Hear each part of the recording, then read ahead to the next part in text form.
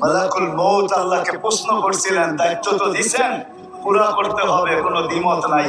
কিন্তু মনে ভাবে মানুষ সারাদিন আমার নামের চর্চা করবে, খালি বলবে এই লোকটার কোনো কাজ নাই, শুধু সারাদিন গাজীপুরে ঘুরতে থাকে, যাকে মনে চায় তাকে উঠায় নিতে থাকে, সারাদিন আমার আলোচনা করবে, মানুষের মুখে মুখে থাকবে।